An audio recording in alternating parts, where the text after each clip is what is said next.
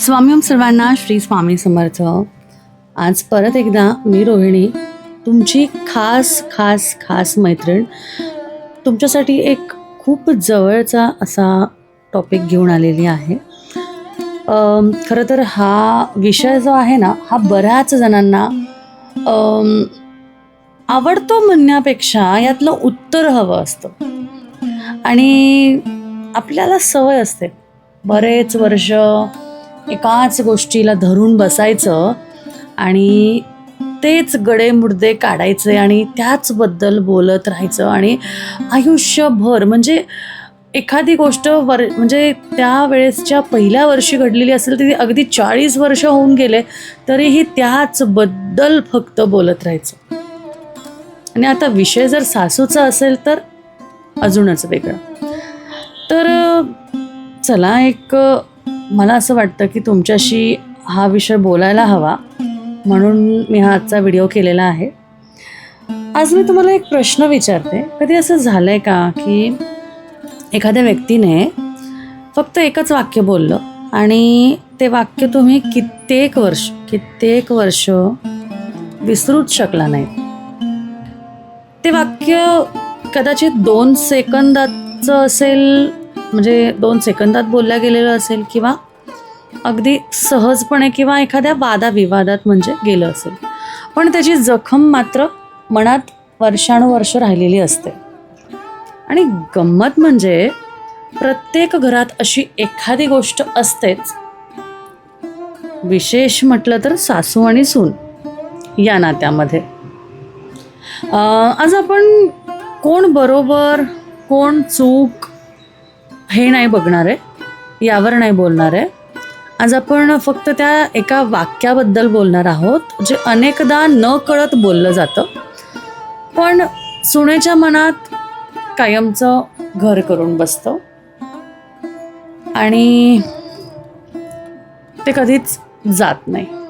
त्यामुळे शेवटपर्यंत नक्की ऐका, कारण शेवटी मी एक छोटा विचार सांगणार आहे जे हे नातं खरंच बदलू शकेल. एका घरातली गोष्ट सांगते.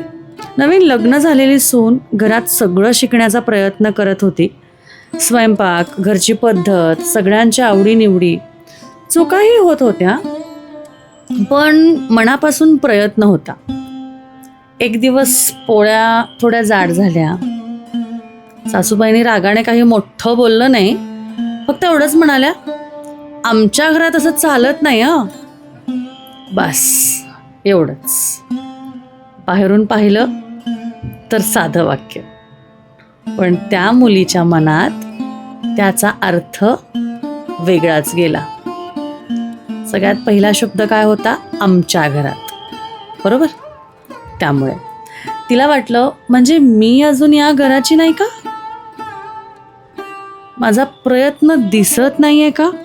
किंवा माझी तडजोड समजून येत नाहीये का? माझ्यातलं काहीच स्वीकारलं जाणार नाही का? खरं तर त्या दिवशी तिने उत्तर नाही दिलं, पण ते वाक्य तिच्या मनात कायम राहिलं की आमचं घर. तूही या घराची आहे असं न म्हणता आमचं घर हे कुठेतरी कोपऱ्यात म्हणजे घर करून गेलं. आता इथे एक गोष्ट समजून घ्या. प्रत्येक सासूबाई वाईट असतात असं अजिबात नाही आहे. अनेकदा त्या प्रेमानेच बोलत असतात.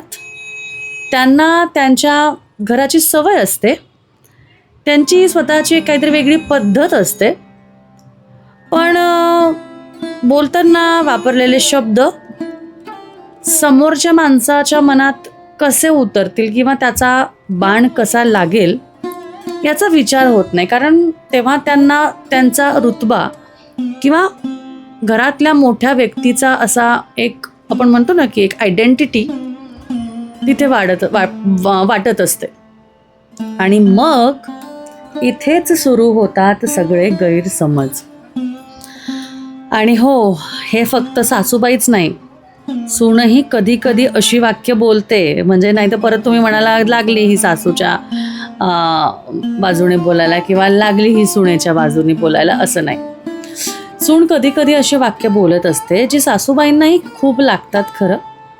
म्हणून आजचा व्हिडिओ कोणाला दोष देण्यासाठी नाही, तर हा व्हिडिओ नातं जपण्यासाठी आहे.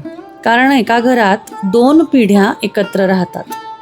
दोघींचे अनुभव वेगळे, विचार वेगळे, सवयी वेगळ्या. त्यामुळे मतभेद हे होणारच. आता दोघी मैत्रिणी राहिल्या तरी मतभेद होतातच ना. तर तशाच पद्धतीने आहे ते. पण मतभेद असले म्हणजे मतभेद झालेच पाहिजेत असं नाही. म्हणजे मतभेद असावेच आणि मगच त्यात प्रेम निर्माण होतं असं पण नाही आहे. आता तुमच्या घरात तुमचं आणि तुमच्या सासूचं किंवा तुमच्या सुनेचं तुमच्याशी नातं कसं आहे हे मला कमेंटमध्ये नक्की सांगा. ठीक आहे. मला नेहमी एक गोष्ट जाणवते, प्रत्येक सून जेव्हा पहिल्यांदा सासरी येते ना, तेव्हा ती फक्त घर बदलत नाही, ती तिचं संपूर्ण जग बदलते. संपूर्ण जग, ते सगळं बदलत असते. तिची खोली बदलते, माणसं बदलतात, नियम बदलतात, दिवसाची सुरुवात म्हणजे अगदी रुटीनही बदलतो. अशा वेळी तिला सर्वात जास्त कशाची गरज असते तर मॉरल सपोर्टची. बरोबर, मॉरल सपोर्टची गरज असते, न की परफेक्ट असण्याची. कारण ती लग्न करून नेमकी आलेली असते, त्यामुळे ती काही कुठल्या शाळेत जाऊन ह्या गोष्टी शिकून आलेली नसते.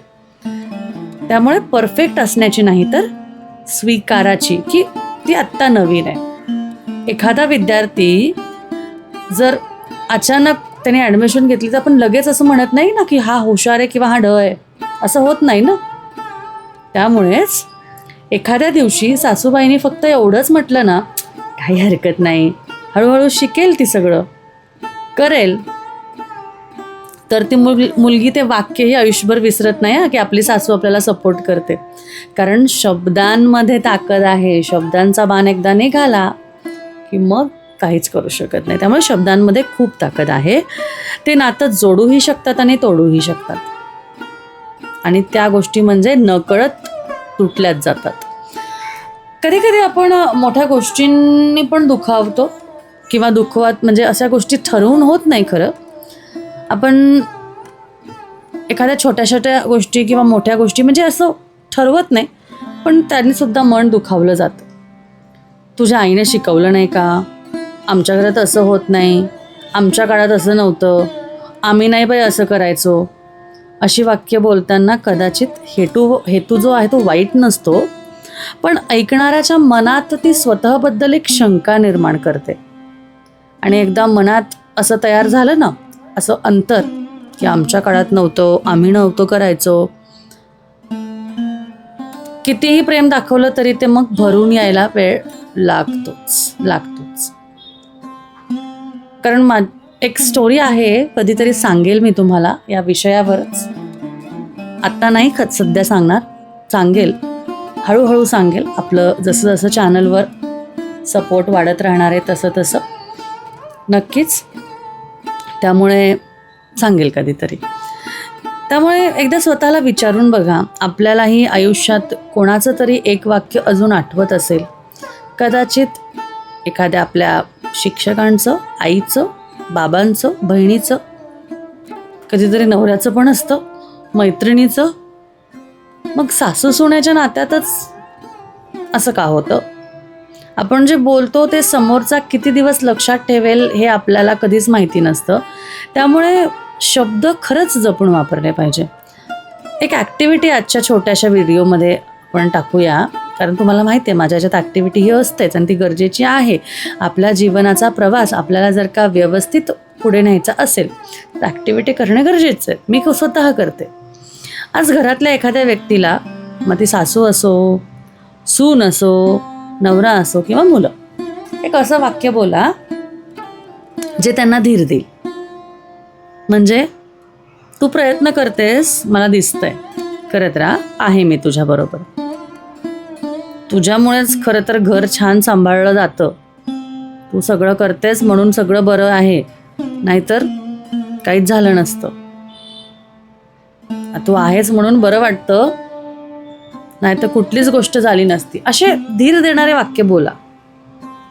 तू घेते बाबा सगळं करून म्हणून होतं, नाहीतर माझ्याच्याने तर काही झालं नसतं.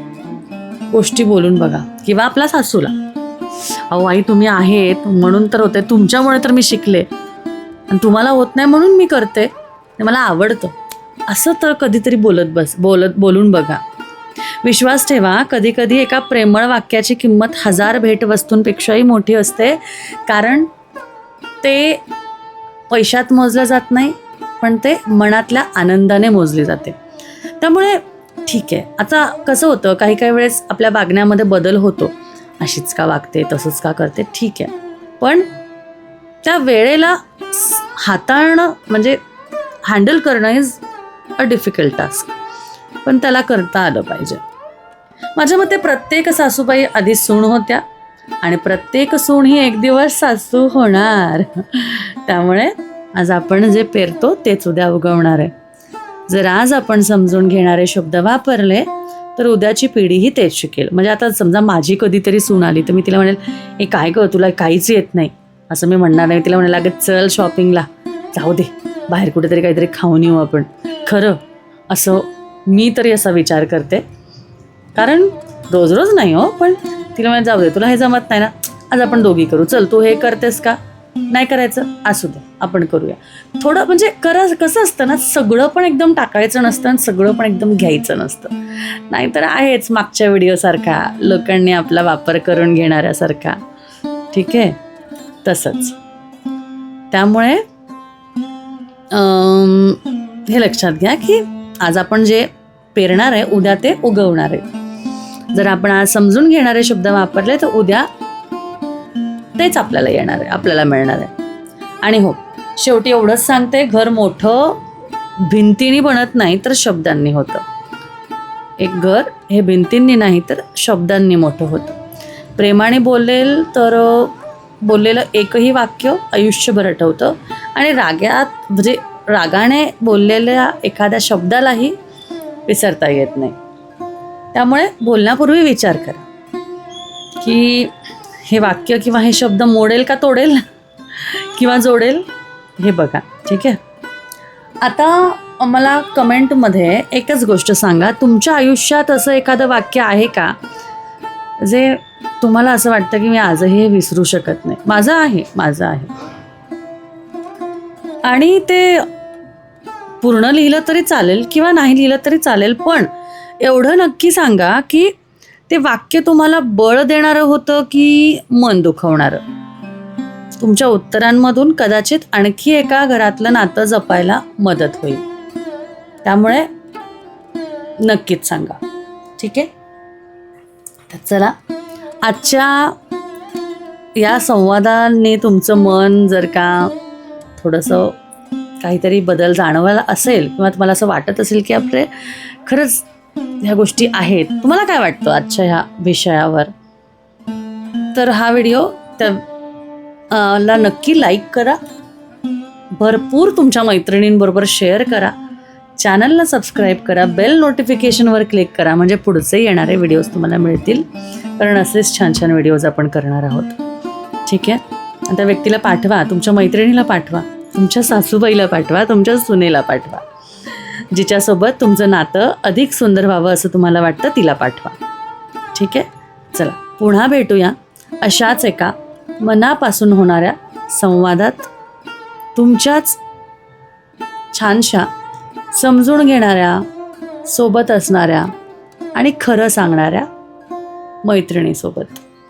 तुमची रोहिणीताई, ठीक आहे. भेटूया परत. श्री स्वामी समर्थ.